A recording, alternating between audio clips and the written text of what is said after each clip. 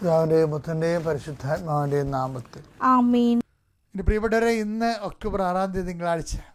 അമ്മേ പരിശുദ്ധമ്മേ, അമ്മേ പരിശുദ്ധമേ, ദൈവമാതാവേ, കൃപാസനത്തിലൂടെ ഞങ്ങൾക്കും ഞങ്ങളുടെ ദേശത്തിനും അമ്മ മധ്യസ്ഥം തേടി തന്ന എല്ലാ അനുഗ്രഹങ്ങൾക്കും കൃപകൾക്കും ഞങ്ങളിപ്പോൾ ഹൃദയം നിറഞ്ഞ നന്ദി പറയുന്നു.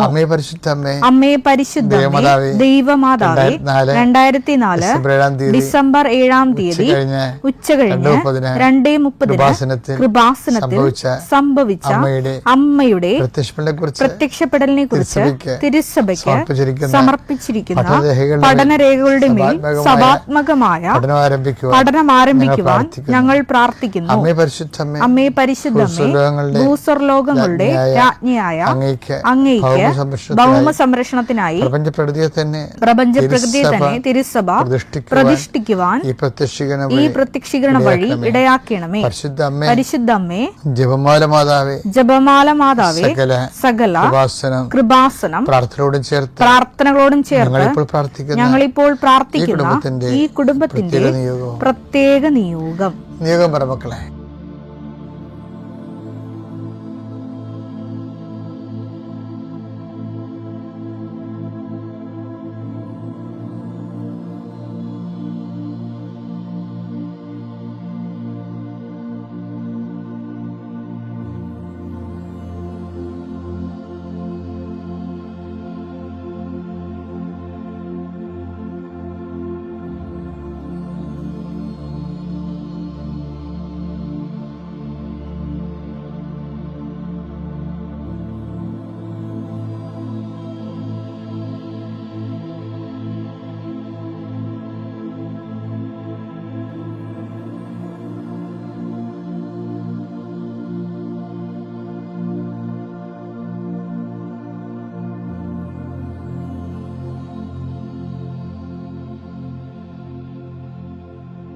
അമ്മയുടെ പ്രത്യക്ഷീകരണത്തിന്റെ ഈ അനുഗ്രഹവേളയിൽ ഞങ്ങൾക്ക് സാധിച്ചു തരുവാൻ കനിയണമേ. ആമേൻ. വിശ്വാസ പ്രമാണം. സർവശക്തനായ പിതാവും ആകാശത്തിന്റെയും ഭൂമിയുടെയും സൃഷ്ടാവുമായ ദൈവത്തിൽ ഞാൻ വിശ്വസിക്കുന്നു. അവിടുത്തെ ഏകപുത്രനും ഞങ്ങളുടെ കർത്താവുമായ ഈശോ മിശിഹായിലും ഞാൻ വിശ്വസിക്കുന്നു. ഈ പുത്രൻ പരിശുദ്ധാത്മാവിനാൽ ഗർഭസ്ഥനായി കന്യകാമറിയത്തിൽ നിന്ന് പിറന്ന് പൊന്തിയോസ് പീലാത്തോസിന്റെ കാലത്ത് പീഡകൾ സഹിച്ച് കുരിശിൽ തറയ്ക്കപ്പെട്ട് മരിച്ച് അടക്കപ്പെട്ട് പാതാളങ്ങളിൽ ഇറങ്ങി മരിച്ചവരുടെ ഇടയിൽ നിന്ന് 3-ാം നാൾ ഉയർത്ത് സ്വർഗത്തിലേക്ക് എഴുന്നള്ളി സർവശക്തിയുള്ള പിതാവായ ദൈവത്തിന്റെ വലതുഭാഗത്തിരിക്കുന്നു. അവിടെ നിന്ന് ജീവിക്കുന്നവരെയും മരിച്ചവരെയും വിധിക്കുവാൻ വരുമെന്നും ഞാൻ വിശ്വസിക്കുന്നു. പരിശുദ്ധാത്മാവിലും ഞാൻ വിശ്വസിക്കുന്നു. വിശുദ്ധ കത്തോലിക്കാ സഭയിലും പുണ്യവാന്മാരുടെ ഐക്യത്തിലും പാപങ്ങളുടെ മോചനത്തിലും ശരീരത്തിന്റെ ഉയർപ്പിലും നിത്യമായ ജീവിതത്തിലും ഞാൻ വിശ്വസിക്കുന്നു. ആമേൻ. സ്വർഗ്ഗസ്ഥനായ ഞങ്ങളുടെ പിതാവേ, അങ്ങയുടെ നാമം പൂജിതമാകണമേ. അങ്ങയുടെ രാജ്യം വരണമേ. അങ്ങയുടെ തിരുമനസ് സ്വർഗത്തിലെ പോലെ ഭൂമിയിലും ആകണമേ. അന്നു വേണ്ടുന്ന ആഹാരം ഇന്ന് ഞങ്ങൾക്ക് തരണമേ. ഞങ്ങളോട് തെറ്റ് ചെയ്യുന്നവരോട് ഞങ്ങൾ ക്ഷമിക്കുന്നത് പോലെ ഞങ്ങളുടെ തെറ്റുകൾ ഞങ്ങളോടും ക്ഷമിക്കണമേ. ഞങ്ങളെ പ്രലോഭനത്തിൽ ഉൾപ്പെടുത്തരുതേ, തിന്മയിൽ ഞങ്ങൾ രക്ഷിക്കണമേ. ആമേൻ. നന്മ നിറഞ്ഞ മറിയമേ, സ്വസ്തി. കർത്താവ് അങ്ങയുടെ കൂടെ സ്ത്രീകളിൽ അങ്ങ് അനുഗ്രഹിക്കപ്പെട്ടവളാകുന്നു. അങ്ങയുടെ ഉദരത്തിൻ ഫലമായി ഈശോ അനുഗ്രഹിക്കപ്പെട്ടവനാകുന്നു. പരിശുദ്ധ മറിയമേ, തമ്പുരാന്റെ അമ്മേ, പാപികളായ ഞങ്ങൾക്ക് വേണ്ടി ഇപ്പോഴും ഞങ്ങളുടെ മരണസമയത്തും തമ്പുരാനോട് അപേക്ഷിക്കണമേ. ആമേൻ. എന്റെ കർത്താവേ, നിന്റെ ഉന്നതമായ നാമത്തെ സ്വസ്ഥം ചെയ്യുന്നു. എൻ്റെ കർത്താവേ, നിന്റെ വിശുദ്ധ പൗരോഹിത്യത്തെ മഹത്വപ്പെടുത്തണമേ.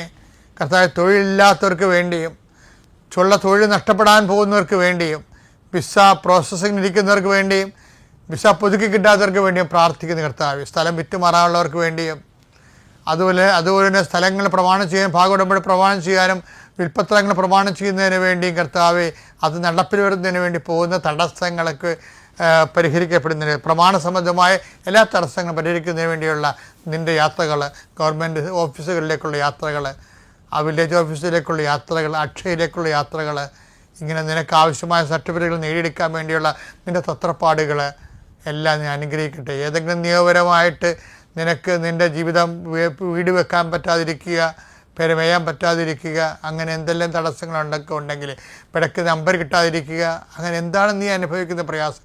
ചില സാധനങ്ങൾ കയ്യിൽ നിന്ന് പോയിട്ട് കാണാനില്ല, ഇവിടെ വെച്ചെന്നറിയാൻ പാടില്ലാത്ത രീതിയിൽ വിഷമിച്ച് നടക്കുന്ന വ്യക്തിയാകാൻ നീ. ചിലപ്പോൾ കൈ കഴിഞ്ഞ് വിട്ടുപോയ പണം തിരികെ കിട്ടാൻ യാതൊരു മാർഗ്ഗമില്ലാത്തത്, അങ്ങനെയുള്ള സത്യങ്ങൾ മറ്റുള്ളവർ അറിഞ്ഞു കഴിഞ്ഞാൽ നിനക്ക് ഭീഷണിയായി തീരുമ്പോൾ നീ വിറങ്ങലിച്ചിരിക്കുന്ന വ്യക്തിയാകാം. കർത്താവ് നിന്നെ ഈ നിമിഷം അനുഗ്രഹിക്കുന്നു. കർത്താവ് നിന്നെ സന്ധിക്കും. ദൈവത്തിൻ്റെ ദുരാമ നിനക്ക് യുക്തമായി പ്രവർത്തിക്കാൻ ആ സമയത്ത് നിങ്ങൾ എന്താണ് പറയേണ്ടതെന്ന് ആ സമയത്ത് അറിവ് നൽകുന്ന ചെയ്ത കർത്താവിൻ്റെ അഭിഷേക ശക്തി ആ തക്ക സമയത്ത് നിന്നെ സഹായിക്കട്ടെ. ജോബ് 2:10 ദൈവകരങ്ങളിൽ നിന്ന് നന്മ സ്വീകരിച്ച നാം തിന്മ സ്വീകരിക്കാൻ മടിക്കുകയോ. ഇത് ജോബ് ചോദിക്കണല്ല, ഇത് ശരിക്കും നമ്മുടെ ദൈവസ്നേഹത്തോടെയാണ് ദൈവജനത്തെ അനുധാവനം ചെയ്യുന്നെങ്കിൽ ദൈവത്തിന് അധികാരമുള്ള വിശ്വാസികളുണ്ട്. ഇപ്പം ജോബിൻ്റെ പുസ്തകം വായിക്കുമ്പോൾ എനിക്കെപ്പോഴും തോന്നിയിരിക്കുന്നത്, ജോബിനെ ദൈവം ജോബിൻ്റെ ജീവിതത്തിൻ്റെ മേലെ ദൈവം ഒരു സ്വന്തം വ്യക്തി അല്ലെങ്കിൽ ഒരു പടി എന്ന രീതിയിൽ മറ്റുള്ളവരെക്കാൾ കൂടുതൽ ദൈവം അവൻ്റെ മേലെ സമ്മർദ്ദങ്ങൾ ചെലുത്തുന്നുണ്ട്, സ്വന്തം ഒരു സ്വകാര്യ വസ്തുവിനെ പോലെ. അതുകൊണ്ടാണ് സാത്താനുമായിട്ടുള്ള ഡിസ്കഷൻ വരുന്നത്. സാത്താൻ നമുക്കറിയാലോ പ്രതീകാത്മകമാണ്. അതായത് സാത്താൻ ഡിസ്കഷനിൽ ദൈവം അഭിമാനത്തോടെ ചോദിക്കുന്നതാണ്. ദൈവത്തിൻ്റെ ഒരു അഭിമാനമാണ് ജോബ്. അതായത് നീ ഭൂമിയിൽ എൻ്റെ ദാസനായ ജോബിനെ കണ്ടോ? അതാണ് ചോദ്യം. ജോബ് 2:3 എൻ്റെ ദാസനായ ജോബിനെ നീ ശ്രദ്ധിച്ചോ അവനെ പോലെ നിഷ്കളങ്കനും നീതിനിഷ്ഠന തിന്മയിൽ നിന്ന് അകന്ന് ജീവിക്കുന്നവനുമായി മറ്റാരെങ്കിലും ഭൂമുഖത്തുണ്ടോ? ദൈവം ഒരു മനുഷ്യനെ കുറിച്ച് അഭിമാനിക്കുന്നത് ബൈബിളിലെ ഒരു വല്ലാത്ത ഒരു പ്രമേയമാണ്. ഇത് നമ്മളുടെ ഒരു റെഫറൻസ് പോയിൻ്റാണ്. നമ്മളും ഇപ്പം എന്തെങ്കിലുമൊക്കെ സംഭവിക്കുമ്പോൾ അയ്യോ എനിക്ക് അത് കിട്ടിയിരുന്നെങ്കിൽ നമ്മൾ ആഗ്രഹിക്കത്തില്ലേ? അതുപോലെ ഒരു ആഗ്രഹം ഒരു ദൈവ പൈതലിന് തോന്നിക്കും. എന്താണ്?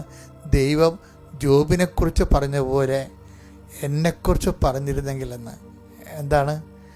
എൻ്റെ ദാസനായ ജോബിനെ നീ കണ്ടോ?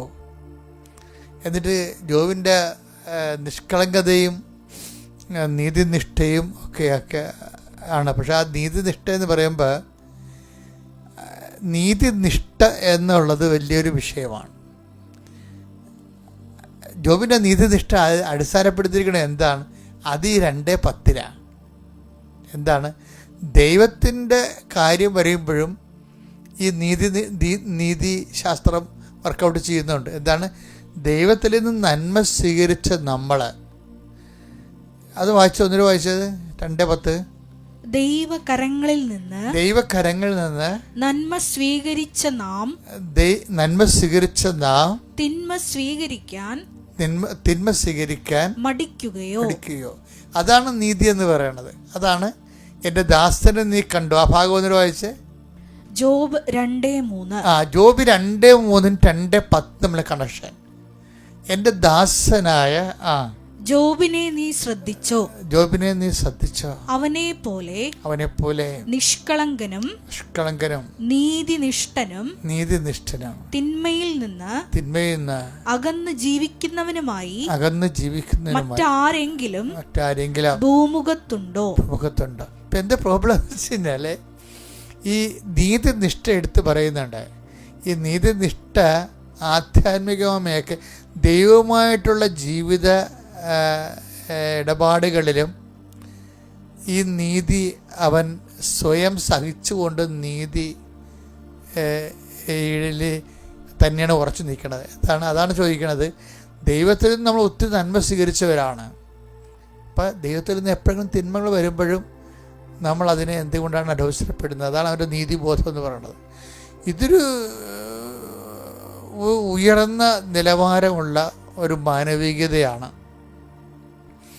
ജോബ് കാഴ്ചവെക്കുന്നത്. ആത്മീയത മാത്രമല്ല, ഒരു ആത്മീയ മനുഷ്യൻ എന്നൊക്കെ പറഞ്ഞിട്ട് പുതിയ നിയമം അവതരിപ്പിക്കുന്ന ഒരു വലിയ ഒരു സങ്കല്പമല്ല, വലിയൊരു സ്റ്റാൻഡേർഡാണ് ആത്മീയ മനുഷ്യൻ. ഈ ആത്മീയ മനുഷ്യൻ ശരിക്കും വളർന്നു തുടങ്ങുന്നത് ജോബിലൂടെയാണ് വളർന്നു വരുന്നത്. അത്യപൂർവ ദൈവാനുഭവങ്ങൾ ഇനി നിങ്ങൾക്കും സ്വന്തം.